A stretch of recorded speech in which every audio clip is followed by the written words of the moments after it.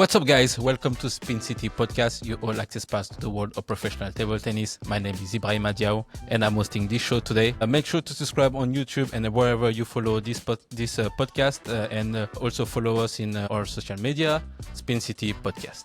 And today we have a special guest, one of the most explosive player and powerful in the tour. He's a winner of the Champions League with Düsseldorf, European champion in doubles, European champion in team, bronze medal at the World Championship in team, world champion in doubles in 2021 in Houston, silver medalist at the Olympic Games in Paris 2024, the pizza lover from Sweden, Kristian Karlson.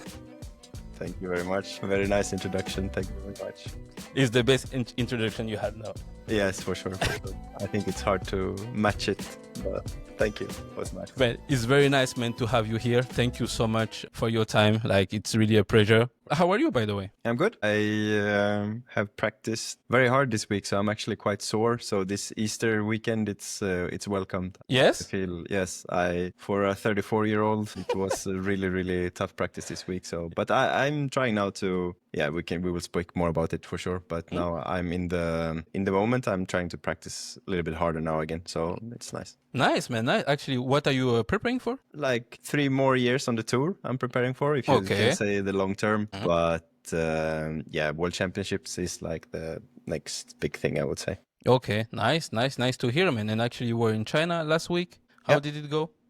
I won against Tanaka. Nice. First round, very short, very close match. And then I lost to Shangpeng, who played very, very good. Yeah, he's in big shape actually lately. Yeah, I was completely destroyed the last 2 sets. Yeah, he's actually a very, very, very strong player lately. So yes, it's good, man. It's good to have you in the podcast. And yes, we will talk a little about you and actually what bring you into table tennis. I started because one of my best friends wanted me to tag along to a practice. My parents have both played, but they didn't say that they had played. Mm-hmm. So I had no idea. So it was just basically following a friend to practice for the first time. Okay, nice. Okay. And at what time did you start? I was 8 years old. 8 years old. Okay. That's actually not late, but compared to now, because now actually people are starting very, very early. So it's actually motivated for the people. I think that you have to practice. It's never too late. Exactly, man. And yes, we will talk a little bit about how was your journey, in table tennis? When did you start to say, okay, I will become, professional table tennis player? I played a lot of football and table tennis. And when I was around, in Sweden, you go to high school when you're 16. Mm-hmm. And there I felt I had to make a choice. So because my father was a coach in football, I think I revolutionized a little bit against him and chose table tennis. When I was 15, I was much better also in table tennis. But up until 12, 13, 14, I was pretty okay in football actually, on a regional level. I was not very, very good, but I could play. Okay, nice. Okay. And when did you move to Halmstad? Halmstad I moved to, so I am from Trollhättan. It's a very small city in Sweden. And after that, I moved to Helsingborg, where I went to high school. And then in my 3rd year of high school, normally in Sweden, you do 3 years of high school, but this was an athletic high school. You have the options to do 4 years, so you can practice in between lessons. Okay. So after 3 years, I moved to Halmstad. So I was 19 or 20. 19, okay. And which year was that? Remember? 2000, right? Okay. No, 2010. Sorry. 2010, okay. I'm not 44, I'm 34. Okay, yes, 2010. Okay, yeah. And how was the practice there? In Halmstad? Yeah, in Halmstad. In Halmstad, so both of the clubs were highest league in Sweden. Mm-hmm. But Halmstad has this tradition of being a little bit more competitive than Helsingborg, who was more like a family-driven club. Okay, it was Record, right? Record, right? Yeah, right. It's it's an amazing club, of course, and it's very familiar to. I'm sure you have that in France as well. Yeah. More professional clubs, more familiar clubs, more business, more good feeling. So Helsingborg was more of that. So it was a very good environment for me to grow in. But then when you wanted to be extra, really high level competitiveness, then Halmstad was for sure better. Okay, yeah. Okay. And so you play in the club and was practicing there, right? Yeah. Yeah. And who was the group? Who was in the group there, if you remember? When I came there in the beginning, it was pretty much. I was very young still for the group. Jürgen Persson was still active. Okay. So he practiced there. Per Gerell was there. Okay. Was really good level. Not so many around my age. I was still in this, not junior, not senior. I was in this gap, you could say. Okay. Yeah. Yeah, it was not so easy in the beginning, but I found my way. Like, it was very difficult for me to transition from this family-friendly club into a more business-related club. Okay. Like, I struggled a little bit to cope with the pressure in the beginning. Okay. Yeah. But then after a while, it became much easier. Okay. Yeah. Yes. Okay. Yes. Okay. And yes, I remember I moved to Halmstad in 2024 or 2015, sorry, 2015 or 2016. And the first practice that I did was with you, actually. Yes? Yeah, Okay. I was actually so nervous, because at that time you were like 70 in the world or something like this. And okay. and I mean, of course, like you were playing in Pontoise, one of the biggest club, in France. So I was actually extremely nervous. Okay. And cool. like in France, we actually have a culture that the new guy has to go step by step, and basically like you start with the woman and then slowly go up. Okay. And then I was actually extremely nervous and surprised. And then actually in Halmstad, I was like really well welcomed, and actually we had a really nice group at that time. It was you, Omar Assar, Par Gerel, at his prime, I think, and then the team there, So it was actually a very, very good time, very good environment there. Yes, when you came, it was a little bit after me, so. Yep. I was there for 5 years, and then you came, and then the group was really, really competitive, and Matthias was there, Omar was there, like it was really, really, really good. Yeah. And as you said, I had progressed a little bit more, so I was playing more internationally. I had my ranking. I was had a secure spot in the team for Sweden. So yeah, definitely. Yeah. Okay. Yes. Yeah, and yes, so I remember that you were playing in Pontoise, and then at the end of the year, you left for Düsseldorf. Yeah, exactly. So 2017 after, or 2016. So when the Olympics was over, then I moved to Düsseldorf. To Düsseldorf, and where I still live. So I'm stuck here. And actually, how? Why Düsseldorf, and how it happened? We played against them in quarterfinals of Champions League. I lost to Timo 11-9 in the fifth, and then I won against Patrick in the final match. And I think I made a good impression, and they thought I was young, promising. So it's like sort of what Düsseldorf traditionally wants in a team, together with their world stars. So I think they thought I was a good fit for the team. So they contacted me, and to play with Timo Boll was definitely something I could not refuse. Yes, for sure, man. I can understand. Yeah.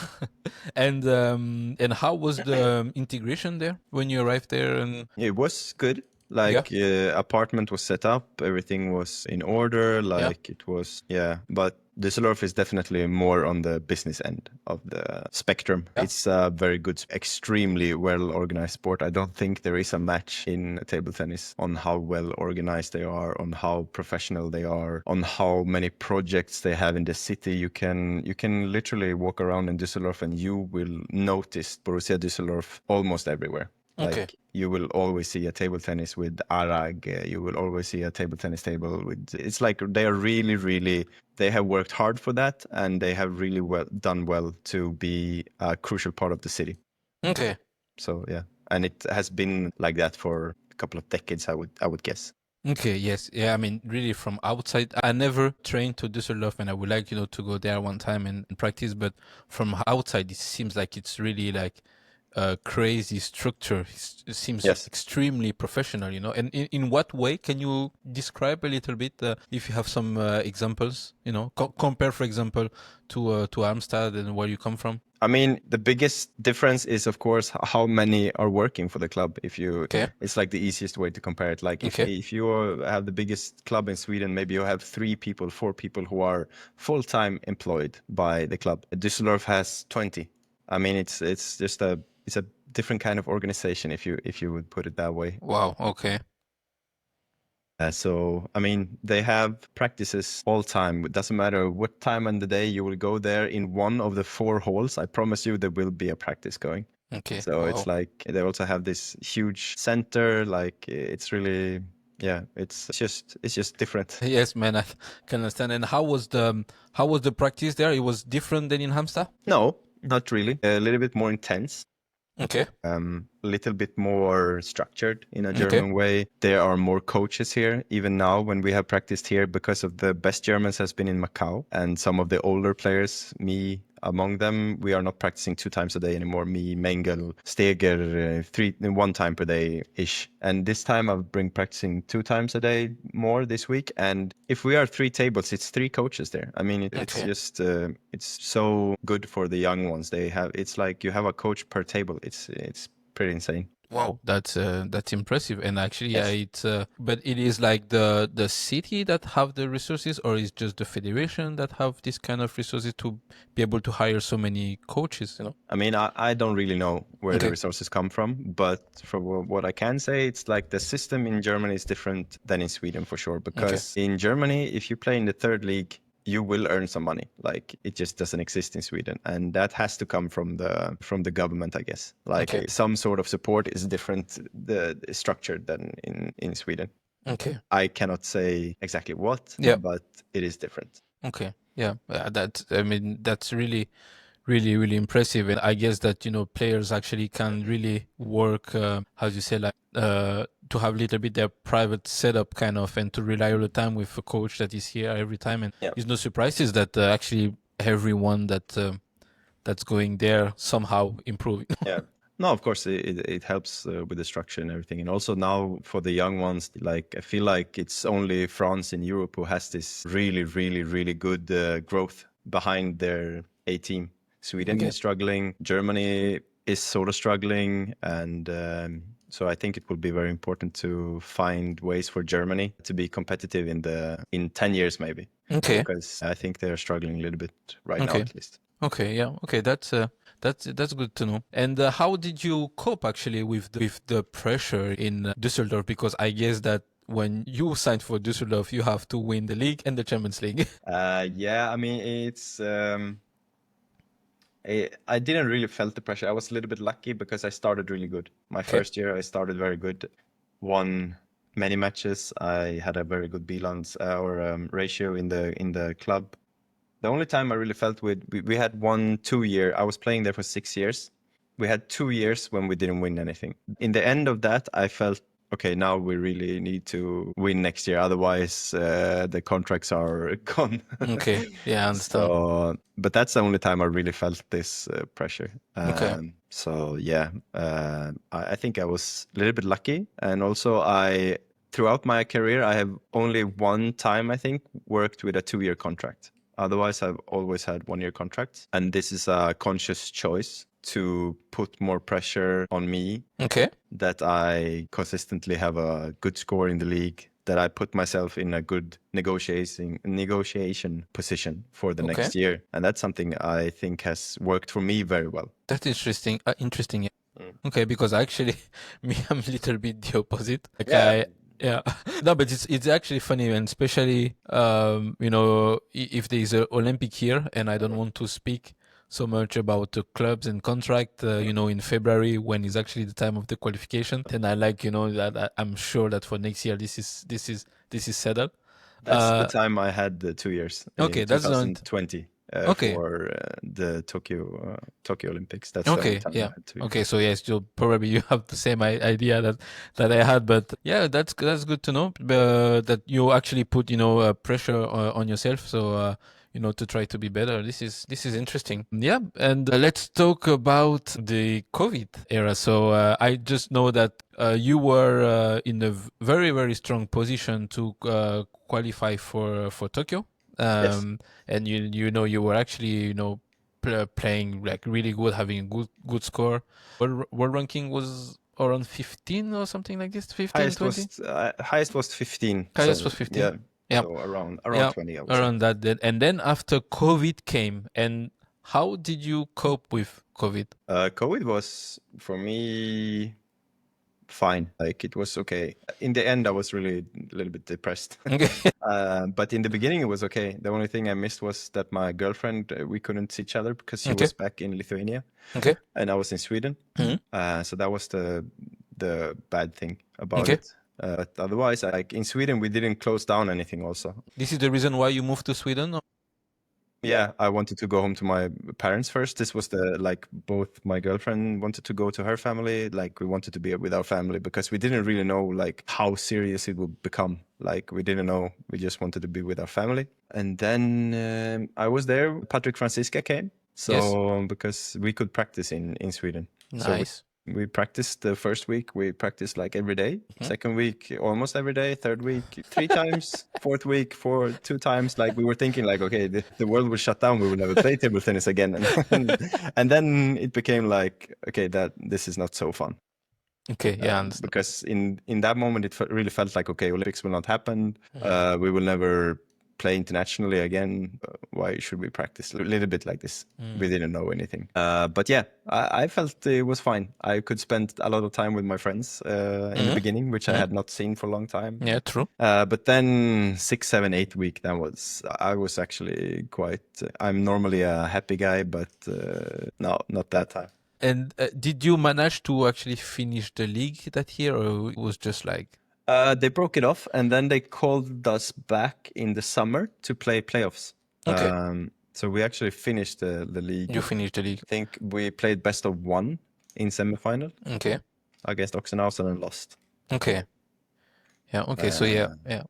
I think it's that. I think it was best of 1 there, and no spectators, nothing. They just wanted so much to finish the league. I think so. They made special rules and everything. So.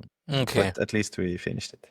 Okay. Yeah. I understand. And how was it a bit your mindset toward international tournament at that time? Like, I mean, we just hoped it would start again. Yeah. Couldn't affect it so much. Just read the reports every day. We just hoped that it would start again. And I mean, eventually it quite kind of opened up, and then it felt like, okay, this will be normal. So it's just, it feels insane. It was 5 years ago. Yes, man. Like it's somehow close, but really far. Also, yeah. But it is great because somehow everything in our life is a little bit linked, So it just like seems like it was almost yesterday. Like I remember almost everything that happened. Yeah. But then we came back actually with this new system in the middle of the Olympic run almost we can call it, because at that time all the Olympic qualification was not done, all the team also were not done, and we came back playing with the WTT system, and it is something that affected you, or it was like good for you, bad for you, or can you explain a little bit how you lived this change? I mean, personally, it didn't affect very much. I think it was a new system, but I am that old that I have lived through 3 or 4 different ranking systems, and they all have. I mean, it's impossible to find a perfect ranking system. I would say the ELO system, which is used in chess, which is used in many computer games, is probably the fairest. Okay. If I would say that someone is fairest. Of course, there are problems with ELO as well. So, I mean, it's very difficult to find a perfect system. For me, I think I was in a good position back then when it transitioned. So I think I was top 20 and 20 or 30, 20. I think I was 20. And the system that we have is like extremely favorable to people around top 30. Yeah, okay. But most of the system are more favorable for the top players. And I don't know if it's actually possible to make a system that is not favorable for the top players. So it's like, I don't know if it should be or it shouldn't be, but I think it's just the way it works. And I didn't have anything against the system. I still don't think it's a particularly bad system. The only thing that's very difficult with the WTT, and that the federations are considerably weaker now than 20 years ago, is that it's very hard for young people to make a breakthrough unless they are very good. Or if you are a little bit younger, if you are 20, 22, 25, and you want to prove that you can become really good, it's very hard to find the money to invest in yourself, which it would take. to reach the level. So Okay. that's the only thing I think it's very hard for the guys. I mean, in Sweden we have these good players like Elias Ranefer, for example. He needs to, if he wants to prove himself, he needs to invest almost all his money, it feels like, to even has a chance, and it's no guarantee. So it's very hard to do it. And I think all nations have this bracket of players that is struggling with this. Okay. And for example, the system in Sweden is like, do you have to pay tournament by yourself, or is the federation that helping? They have the last years not helped very much. Okay. It's getting better, but this year it's only the smashes and a few champions. Okay. So no, not particularly much. Not particular. Okay. Yeah. Okay. We have good support from our Olympic committee when it's Olympic years. Okay. And in Tokyo 2021, you were not selected for singles. I don't know the whole story behind it, but I just know that you were actually competing with your teammate, actually. Yes, my little brother. How did you deal with this situation? You know, because as we said, you were definitely one of the best player in the world. You had definitely position, and then after that, the COVID situation changed. I know that Anton actually was playing really good at that time, and it seems that he was struggling a lot when he came to Düsseldorf, and then after COVID he was playing unbelievable, and then you were teammates, and finally he was selected to play the singles. And how did you deal with that? Yeah, it was probably the toughest decision I have against me in my career. I think we had he played amazing, and it's very nice also because me and Anton, after that decision, it was never like we never even, it didn't affect our relationship at all. So that's nice. It felt very good, and I knew it. He was also like surprised. Of course, he was happy, as he should be, and he played amazing in league and really. But of course, I argued my case, and it was a bit of a struggle with the federation at that time. I had beaten more top players. I don't remember exactly. I just knew that I argued my case well, and I couldn't do anything about it anyway. So it was really tough during the Olympics. I remember when they played singles. I had 2 days there when I felt this was hard. But after that, it was. Yeah, and especially that at the Olympics you had to go there because it was COVID, so everybody. Yes, had I was to there go in the beginning. inside, because now in Paris was totally different. The team player was coming after. But yeah, man, I completely understand. And how actually did you play in the team event? I played really, really good. I said long ago that I wanted to be in the best shape in Tokyo Olympics because I thought it was be my prime and everything. So I played very well. I beat Kanakia, won the double against USA, and then I only played doubles against against Japan in the quarterfinals, where I also played very good. We had our biggest newspaper gave a score to all participants in the Olympics, and they gave me, I felt that was a really ego trip and a power boost for me because they gave me a really high score, and they said Kristian did really, really well for the position he was in and everything. So I felt like I did what I could do. So it was nice. That's very nice, man. And actually this is actually impressive, because I just know how this was difficult, on you, but I also for myself, I felt like it was very strong and also very good response, to them. It was not perfect, my response. I have to be honest and say that I was also not handling it perfect. Yeah, but you played well on the table? Yes, I played well on the table. Yeah, okay. I could have handled it a little bit better. Yeah, okay, that's fair. That's honest of you, man. That's honest. But you guys lost in quarterfinals? Quarterfinal against Japan. It was 3-2, no? If I remember correctly. I think, yeah. So we lost the double. No, we lost 3-1 because I didn't play any singles. Ah, okay. So Matthias beat Misutani, Anton lost to Harimoto, and Matthias lost to Koki.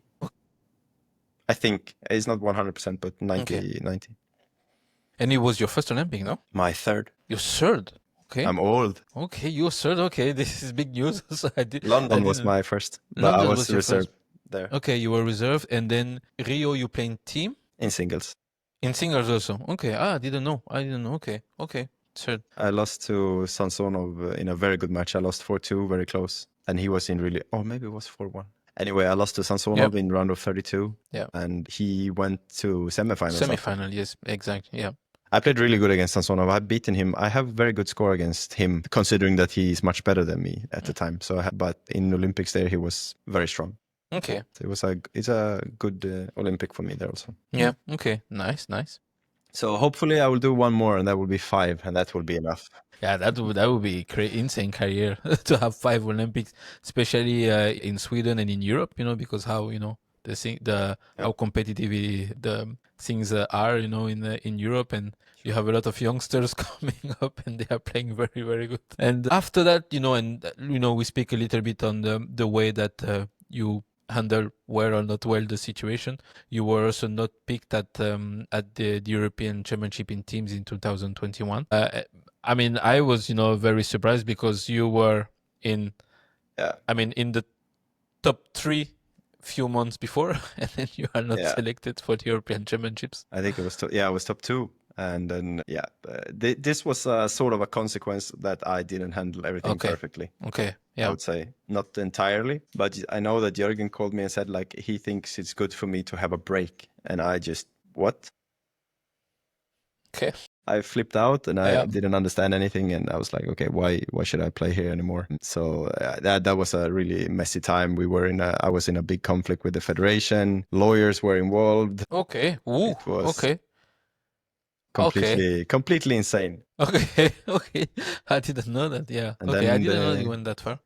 Yeah, it was really bad. And then, in the end, I lost to 3 juniors from Russia. And after that, I had a talk with Jürgen, and then he also agreed that, okay, maybe this was not the way to go forward.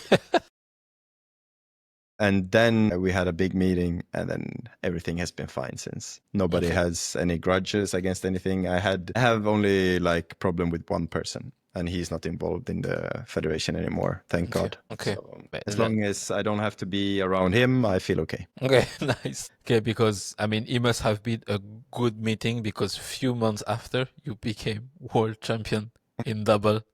With Matthias Falk. And for me, when I saw that, I say, man, these guys are crazy. Because from outside, it seems like you guys are just like stabbing each other and like, I don't take him. But in the end, the result on the table are there. Yeah, like to be fair, with all the problems we've had, like it has never been anything between the players. Like this selection between me and Anton, like it was literally nothing ever changed, like nothing. Okay. Me and Matthias has been living together basically since we were cadets together. We have had one small fight one time, as I can remember. That's all. And we have slept like in the same room for 80 days plus for 8 years, and we were teenage boys. So we have this very, very we are extremely good friends. So I think that of course helped, and was never anything between the players. Everybody has had a problem has been with the federation. Yeah. So it may have seemed messy from the outside, but between the players it was never.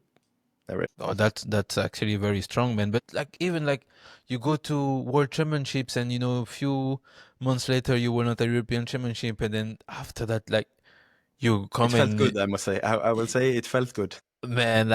But actually, how because you are definitely one of the best double in the world. You and Matthias, you were world number 1. And the thing, walk me through this World Championship. How did you, when you start the World Championship, you go and, we are going to win this World Championship? We have always had medal as a priority in doubles. We have been to 2 or 3 quarterfinals before. No, 2 quarterfinals, I think. So we have always performed very well in doubles, me and Matthias, in championships. We have had, before that, we had 2 silvers in Europeans. We had 2 bronze in Europeans. We lost 1 or 2 times in quarterfinals. So it felt like we have a good chance of medal if we play good. We knew we had a good chance. So we just kept going. And Matthias had a tough singles. He lost in the second round against Cassin. Okay. I beat him in the third round instead of Matthias, I would have played. And then I lost to the round of 16 against Quadri, which is a player I have also a very good record against. And if I would made it there, it would have been Truls in quarterfinal, which Truls is one of the best players in the world, but right then to have Truls in a quarterfinal would be like you cannot ask for a better draw. Yeah, for sure. So when I lost to Aruna was very hard, and then Matthias was extremely supportive and like took a lot of responsibility for 1 or 2 matches. Okay. In doubles, I just sort of sticked with him, and then we started to play the Chinese pairs. In quarterfinal, we played Wang Shuqin and Fan Zhendong. Me and Matthias, we have beaten every Chinese in double except one, and that is Shuqin, who is unbeatable in double. Okay. So we have beaten them in different constellations, and we knew that we can beat them. So when we won against when we beat Fan Zhendong, Wang Shuqin in quarterfinals, we really felt like they are probably the strongest. So now we really have probably this once in a lifetime chance to become world champions, because world champions in table tennis, I mean, there are no Europeans. It feels like it's very few. Yes, this is true. And then we beat another Chinese pair in the semifinal, and then in the final we won, and it felt really, really cool after. Not directly after, because you don't understand what happened, but now to have this to look back on, you feel proud. Definitely. Yeah, it is. I mean, I watched, the final and everything. And I didn't watch the match against China, but when you beat China, you said to yourself like, oh shit, like now we have a big chance to win. Like now is the time to finish the job.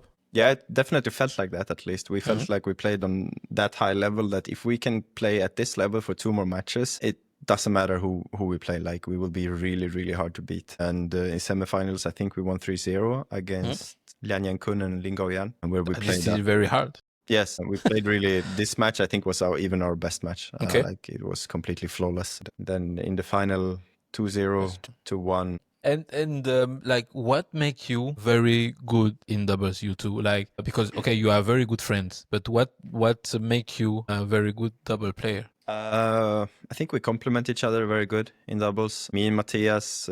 Matthias is extremely skilled at the short game and tactical game. I am not a great tactician, but I can put a lot of pressure on the first balls in doubles. It is like a little bit harder to move in doubles for others who play not so much double, as the ball will come different to you because you're standing a little bit farther away from the table, and you come in, it's a little bit different. I think the fact that Matthias can do so great small things makes it very easy for me to play a powerful attacking style. So I think that's how we play. Recently I've been playing with Anton a lot before the Paris, and we have a little bit different style where Anton is like I am more the build up guy, and Anton kills the ball. So it feels like I'm very flexible in double, and that's very good if I want to take another medal in the last Olympic I would probably play. So that's gonna be the goal. And you feel that you are a little bit like you are a good fit with everyone. Like you doesn't matter who you play with, you will have a good fit, or you have definitely a preference with Matthias? No, not particularly. I have any preferences. It's just like, I think it's so difficult to compare also, because me and Matthias really didn't play much recently. We played now in the Smash, and we played good again. It felt very nice. We will play now in Tunis next week. So of course it's like, it feels like me and Matthias maybe have more chemistry a little bit, like, or just more history. We have played more. Yeah. So, but I don't think there is a particular preference. I mean, it's it's also with mixed now. When I play more with Stina, it's like I feel I am very more adaptable than I was before in doubles. Yeah. So I think mixed has definitely helped me. Okay. To become a better double player. Okay. Yeah, makes sense.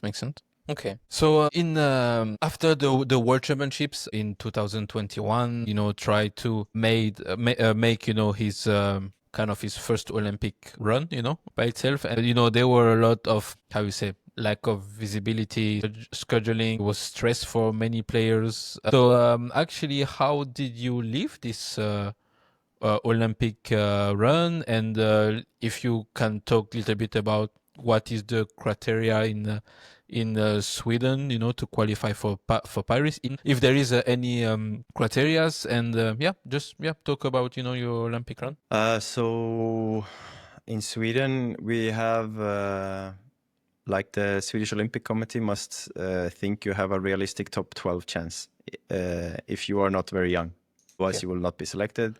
When we are qualifying teams, we are basically in top 12 because it's last 16. So if you qualify, they will send you. Okay. The criteria we had was the first on the ranking will play singles. Okay. The rest, the coach will choose. Okay.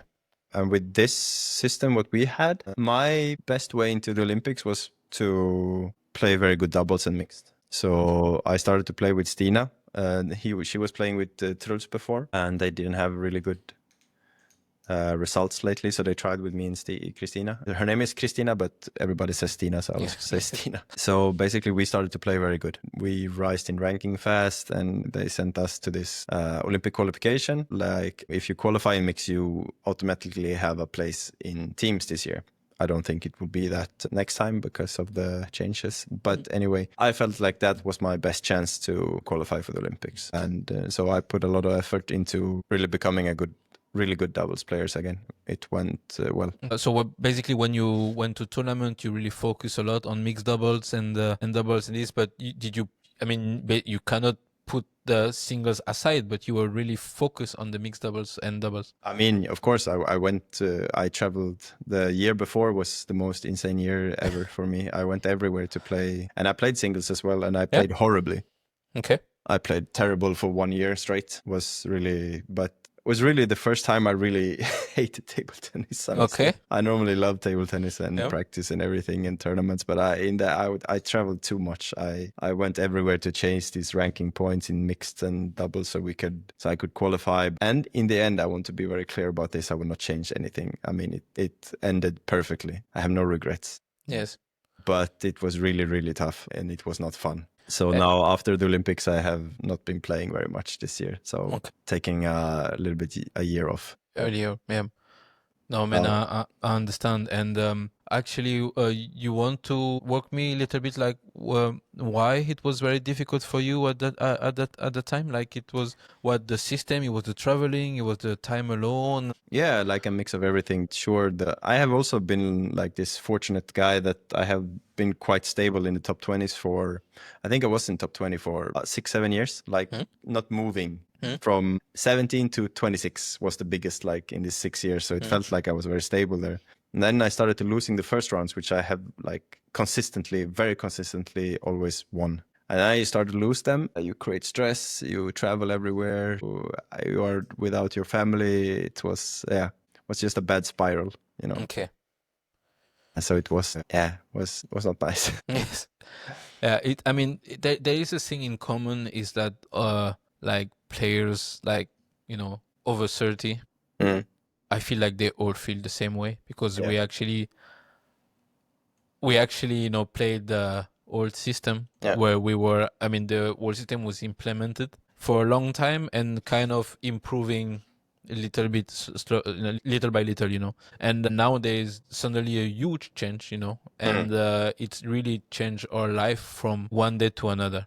And especially that COVID was here.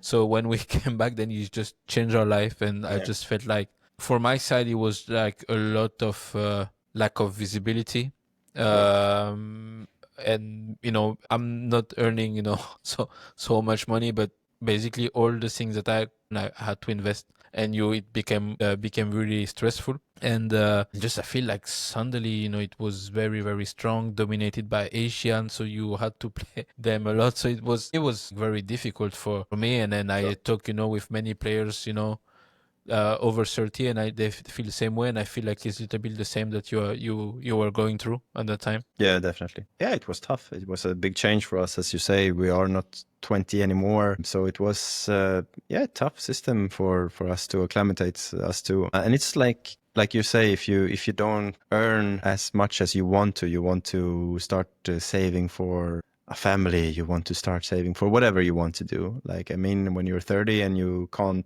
save money, I mean, that's not very nice. So I can totally understand. I don't know what to say really. It's like, it was too intense. It's not an old man's game. Yeah. And definitely, like with this system, if you are not top 30, top 40, top 50, like if you are struggling, it's really hard to come back, and you really have to invest. And Yeah, it's not easy. It's not, no, but definitely it's not. And yeah, it's actually very difficult to put a word into it. It's like, I feel like, when sometimes we talk a little bit in the tour, like, I feel like it's very difficult to put a word into it. But, and also the mood sometimes in the tournament, like, honestly, I was actually in the mood before where, I was also complaining and I want to have a change, and I was a lot with this group meeting and everything. And then, we came close to the Olympics and I was playing so shit, and I was playing really, really bad. And then my girlfriend actually looked at me and was like, okay, but you have to make a decision. Like, you have to go for it. This is the way that the things are and you have to fight. And then I went to the mindset like, okay, I need to qualify. So I was blocking every people that was talking bad about the WTT or the system. I was at lunch and, oh, this is bad. Then don't talk to me, like, I don't want to hit it because everybody was in this kind of a bad mood. I just felt like it was not fun to be a professional table tennis player anymore. The journey was different. Yes, it's not as fun as it was before. And I hear a lot, of especially people that have lived the whole system. Because one time I was warming up with Patrick Francisca. It was in Qatar, and then it was Kai Stumper that come to me and he said that, but how was it before? Because everybody is complaining. Me, I like it here. We are a nice hotel and this and this. And it was really that good. I said, it was like, it was not perfect, but it was better. And the only thing we wanted to was like just a little bit improvement, especially in the prize money. I mean, basically, this is what I felt, But I can also understand the young ones, if they come from where they have the support of the federation or different sponsors or whatever, they come and they can just play everywhere and they have the stamina for it. They don't have the other they don't have the other responsibilities in life. They don't have kids, they don't have whatever. And then I can see how it's a very appealing scene for them. Yeah, that's totally fine. Yeah, correct. That's what you also have to take into consideration. The prize money are better. There are more tournaments. There are, like, you can really play on the tour always. I think it's not only bad, it's just very different. Yeah, exactly. Yes, and you managed to qualify in mixed double, and so you were only playing the mixed doubles and the team event. I think that Truls won the Olympic race. Like, he was number one in Sweden. Anton won. Okay. What was his world ranking? No idea. Yeah, okay. But 15, it must have been pretty high. Okay. 15? Okay, nice. So Anton won. Okay, so that's pretty strong of him, because Truls also was, I remember he was, because I practiced with him, so he was actually really stressed, about... Yes, he was very stressed. He was extremely stressed, and basically he just didn't have any confidence on the situation. And also Matthias was playing also very good. Like, he won, one Pro Tour. He was in Brazil or in Chile, or 1 year before, yeah. 1 year before, yeah.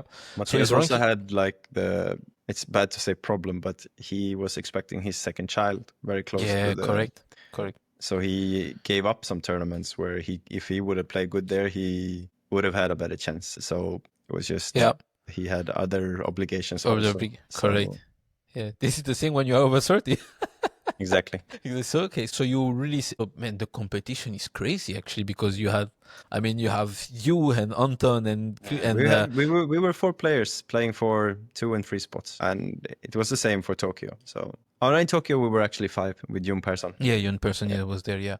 But do you think that this year was maybe more difficult, maybe? Difficult in the sense that we were much closer to each other. Yeah, exactly. Yes. For Tokyo, Matthias was the best, and then it was close. Maybe I still claim that I was the second best during Tokyo. And then, like, it was a clear number 1. Here it was no clear number 1. So it was more intense. Yeah, it was more intense, yes, for sure. Yeah. And also, like, in the ranking, you were all really, really high. And also, I remember, if correctly, it was few ranking, it was very close. And, like, the draws were even, like, emotionally hard to look at. If you had a Chinese in the first round, it was like, shit.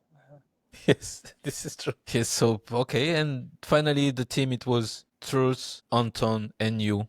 You were third, and then Matthias was number 4 at the Olympics. So you started with mixed doubles. How did you play in mixed doubles? We went to quarterfinals and we lost to Wow. the very strong pair from North Korea. Yes, I remember. I saw the them. match actually. We saw them in the Olympic qualification in mixed, and they I swear to God that they have only been playing mixed for 1.5 years. They were like synchronized in everything they did. They ate at the same time. They was insane.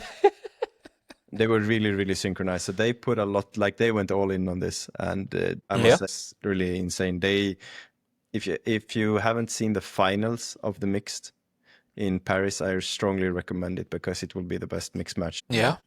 Me, I saw them against Japan because they beat Japan in the first. Yes, the guy. And everybody was like, "Oh, great! You have them in quarterfinals." We were like, "Not great, not great. We would prefer to play Hayata Harimoto." Like seriously, like because we have seen them and we saw how, and we were like, "Okay, they are insane." So the reporter was like, "Yeah, great." No. I remember the guy was so strong. Yes, I've never seen a body like that in table tennis. Crazy player. I think he has practiced a little bit more than anybody else. Like. It's insane. And it's actually, I mean, as you say, maybe you saw them a little, but for the others, like we don't have so many information about them. So no, we couldn't find anything. We found something like this army games in China they have. Okay. Where they invite some other countries. Okay. But yeah, they were formidable, you must say. And how would they play actually? Do they have a Chinese rubber or they play like? Yeah. Okay. Yeah. And they have Hurricane. Long pimples almost, like semi-long pimples, not short and not long, middle. Okay. And she just controlled it very well, and the guy just killed everything. Yeah. Okay, quarterfinal. That's a big achievement, man. Actually. I mean, from that we considered that we only played for 8 months. Yeah. It was very good. Yeah. And now the Olympic Committee, they put a lot of hopes in us for LA. Nice. So that's very nice for me to hear also, like it motivates me to really try 3 more years for 1 more Olympic. And then, so that would be very nice. Then we will have a small chance of bronze medal. Sure. Nice, man. Okay, nice, man. I wish you the best, really. Thank you. Because anyway, I don't have a mixed double partner in Senegal, so I will cheer for you. Yeah, thank you. And then you have Truls that make silver medal at insane in singles, and this was before. And then after you start the team event, what's the mindset after? Like, what's the mindset when you start the team event? The mindset was just how do we get Truls to reload? I mean, we knew that it would be very difficult for him. The first match against Denmark. That was the like what we were worried about, because I can't even imagine what went through his head and all the emotions and everything. So he was literally almost dead when we played against Denmark the next day. So we were a little bit nervous, and we played not very late in the next day. I think we played like 2 o'clock or 3 o'clock or 1 o'clock. I don't know. Okay, yeah, that's. So we were nervous before Denmark. And how did it go actually? Like against Denmark? Me and Anton lost the first set, I think, in doubles. Yes. And then we won 3-1. Mm-hmm. Then Anders played against Truls. He won 3-2, very, very, very close. Anders probably should have won. He was playing good also, Anders, at the Olympics. He was in good shape. The third match, I beat Groth, and then it was over. So yeah, we won 3-0, but it was really closer than it was. Yeah. Okay. Yeah, that was a good confidence boost, and we felt like, okay, now quarterfinals against Germany. It's time to beat Germany. It's really yes. And like Germany, it's actually, when I saw the draw, I was like, okay, because Germany, they have this, mindset of tradition. Yes, this tradition of going for the medals. Like there have been medals after medals, and especially Dima is a little bit, a monster at the Olympics. Six medals, I think. 6 medals, yes. And actually, I would like to. We will come back to that. But how was the match there against Germany? Me and Anton played really, really, really good doubles. Mm-hmm. We beat them quite comfortably, I would say. It was Q Dong and Timo in double, no? Huh? I think we won 3-0. Nice. And then Truls had his match against Tima. He won very close 3-2. And then Anton beat Timo 3. So 3-0 Denmark, 3-0 Germany. That's really strong, man. That's really strong. So now after you are in the semi and you played against Japan. Yeah. And that was a crazy, crazy match. Actually, you're like, what's the bit the preparation looks like before a semifinal against Japan? For the Olympics, like. I mean, we look there quarterfinal. We don't do much. Like you have done all the preparation before. It feels like we just focused on. We had our TV in our room. We played some Star Wars, Lego Star Wars. We looked some anime together. We just had a nice time. Didn't think so much about the match before the match. Okay. We had a very relaxed like vibe, if you want to call it that, throughout the tournament. So, and then that's what I see from outside all the time. All the time I see you, Sweden, you seem so chill. You have this fika, and you have like your sport. You seem so chill, but every time when it's time to go for the fight, like you always there somehow. Like you, yeah. And really, this is really, really impressive. And it was crazy match, but. Did you win the double? I don't remember. No, we were down to. We lost the doubles, and Truls lost against Harimoto, and then 0-2. Me against Togami. Togami, yes, yes, this is true. But I mean, we had this little bit flexibility, like how to put the team with me and Anton after the doubles. Truls was number one, but we could always like choose which single match we wanted. We wanted me against Groth against Denmark or Anders. We wanted Anton against Harimoto. We wanted me against Togami. Like we wanted Anton against Timo. We could really we felt like we had this big advantage of flexibility. So then me against Togami. I mean, he's a fantastic player and he's better than me if you can count like ranking. But I have a very good score against him. I have 4-1 or 4-1. So we got the matches we wanted, and somehow he started the first set. I had like he just blew me away how fast he can play and everything. So strong, really. Yes, and then we started the comeback of a lifetime. It feels. But what's your mindset before the match? Because like you were down 2-0, you just focus on what you can do. You know that you have a good score. You don't think so much. Oh man, we are down 2-0 now. You are nervous. You just. I think it's harder when it's one. Okay. Because it's more on the line. Like you can destroy more for the team. You can win more for the team. Okay. When you're down 2-0, it's like it feels like, okay, we can only be better from here. Okay. So I think 1-1, it's the hardest position to play. 0-2 and 2-0, I think it's fine. It's the easiest. Okay. Yeah, that's good to know. So yeah, we won that one, and then Truls won against Shinosuka. And then Anton starts against Harimoto, and me and Truls were sitting there like we have one match, and then Harimoto just destroys Anton 11-5, 11-5. We were like, oh shit. Okay, that was okay. We have to prepare now for probably France or bronze match. Yeah. And then Anton just plays the match of his life and turns it against Harimoto, who is in insane shape in the Olympics. He lost to Fan Shendong in a crazy match. He beat everybody in the team event, and then Anton just pulls this out from a magic hat somewhere. I don't know where he found it, and it's just epic. Yeah, man, it was great, and especially that Anton never really succeeded in the team event for Sweden. Yeah, and like in big tournaments in general until that moment, it was like, he lost first round in some world championships. He's like, you feel like Anton is like the best player in the world, and he finally got to prove it, and it felt very nice. To pull this one out, it's crazy, and the comeback and the way that you guys did it, it was really, very cool.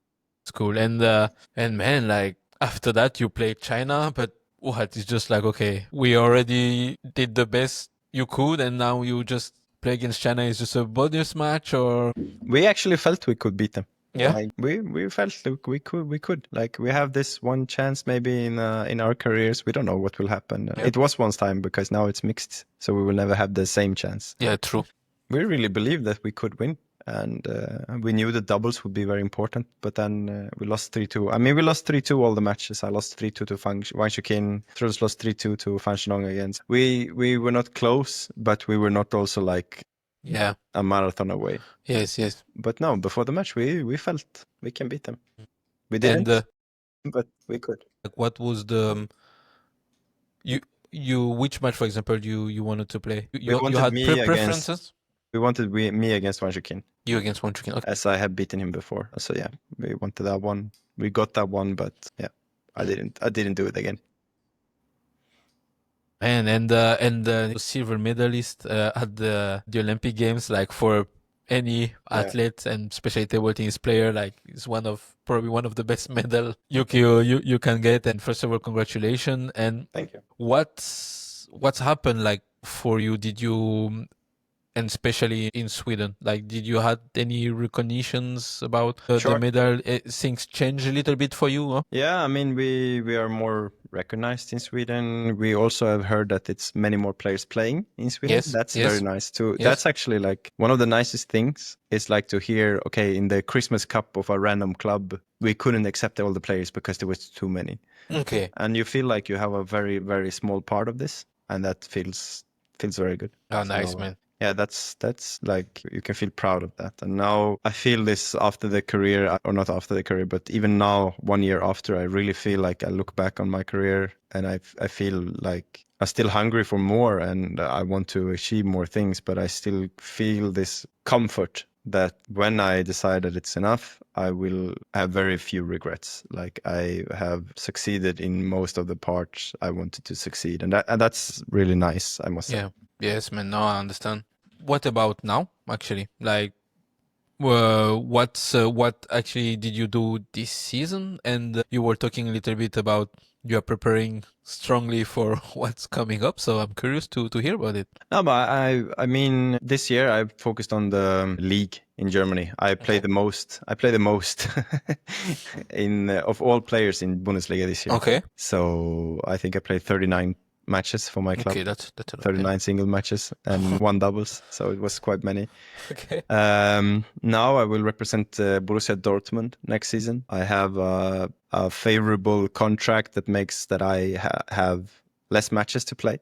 Because this year I will focus to try to get up my world ranking again a little bit, to see if I can, to see if I still have it. It feels like I still have it when I practice and I play matches. So I will focus a little bit more on that and play a little bit less focus on the league. And then that will be the build-up towards Los Angeles, where my... Big goals. The last, probably, I cannot say for sure, but probably the last international performance will be. Okay. So that's the main goal, is like 2028 is like that's the goal.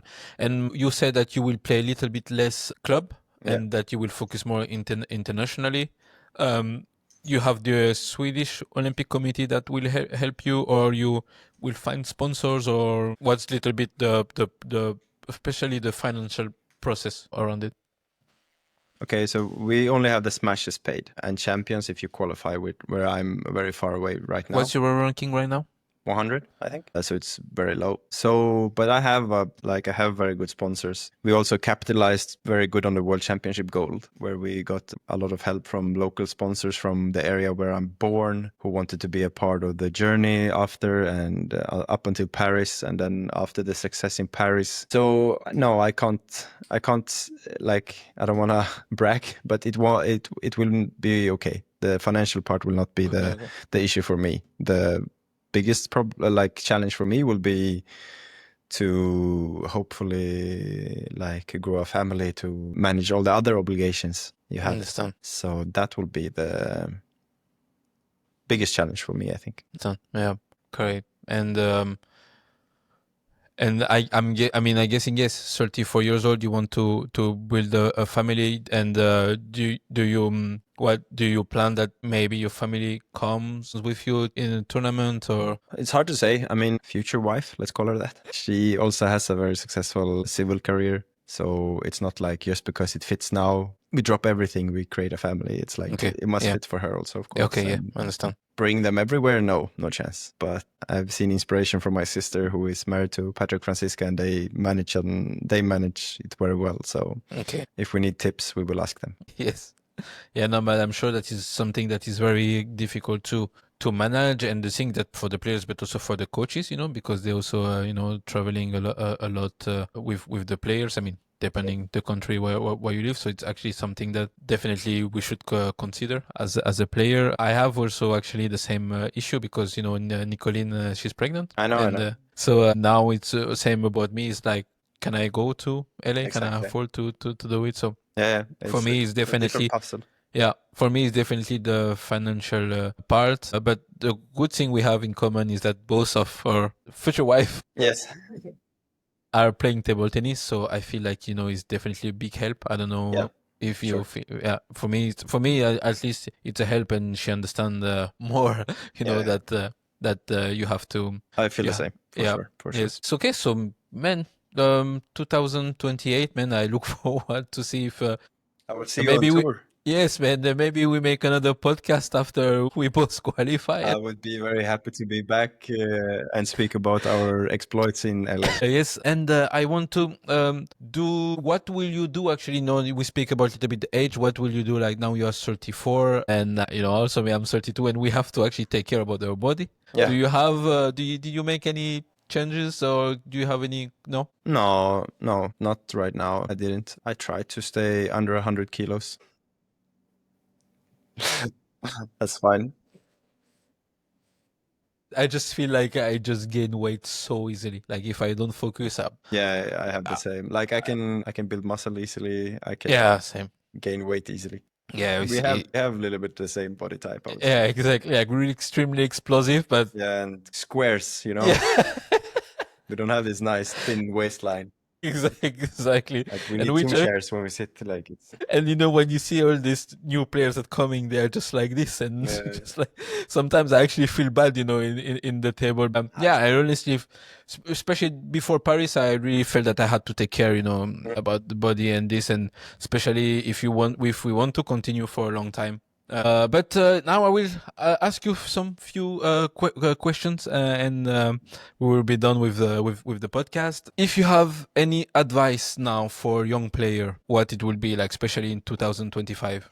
For me, table tennis was a place to go to have fun. It has been a very fun sport always. I really enjoyed going to practice. I mean, it's different for everybody. For me, it was very important to have fun in practice. It's not for everybody, of course, but you must you must find why you go to the practice. If it is to hang out with your friends, or if it is to try to become better, and you take that part and you try to focus on it a little bit more. I went there to have fun, and I really, really I really enjoyed biking to practice. I really enjoyed speaking shit to my friends, and even like at an older age, now when I'm practicing Borussia, I always do some shit in the practice. I can't keep it 100% serious always, and that's just how it is for me, and it keeps it very fun for me, and I hope I keep it fun for others also, not only destroying the concentration. But I feel like it's appreciated what I come up with. It's nice. Follow what you like about the sport. So for you is to actually keep the fun in what you're doing. For me, it's very important. Yes. That's nice, man. Oh, yeah, I understand. I can completely relate to that. And probably the moments where you didn't feel so good, you probably rely on to have the fun back. Nice, man. And then I will ask you the final question of this podcast, and really the most serious question of this podcast. I doubt it. What is your favorite pizza? Oh, okay. That's a very important question. If I could have a dream pizza, you go to Trollhättan, the city of 50,000 people in Sweden, and you go to a pizzeria called Treffen. You order a Hawaii with the kebab sauce on. Okay. And it will blow your mind. I promise you. It's like nothing can compare to it. Kebab pizzas are not existing the way they should in Germany, unfortunately. So when I'm done, I will open up a pizzeria in Düsseldorf and try to get a hold of the recipe in Treffen, and then I will invite you to Düsseldorf if you want to come for practice, and I will give you the best pizza you ever had. I will come for the pizza, and then I will practice if I have time. So what do you eat then? What kind of pizza do you eat in Düsseldorf? We actually don't eat so much pizza. No? No, I mean, it's more of a meme. I was a little bit more serious about it before, but it's like every time I come to Sweden, then every time I come to my parents' home, then it's like, okay, I will visit this place for sure. So you should have them as a sponsor. a funny thing is that after Houston, they have a pizza on the menu. It's called Karlsson's Gold Pizza. No way. This is bigger than have a silver. It's like the proudest moment of my life. So I mean, I will eat one of these pizzas. It's also very good for sure. But man, thank you so much for coming to the show. Like, it was really, really nice to have you and to have all this insight and know more about you. And, we have known each other now for 10 years. And, it's actually, I just feel like I have learned a little more about you. And I hope that all the listeners also really appreciate, you and your input. It was very nice to have you here. Thank you. Make sure to subscribe on YouTube and wherever you follow the podcast, and follow the show in social media, SpinCity Podcast. Thank you, Kristian. Thank you very much for having me. Bye-bye. Bye. Great.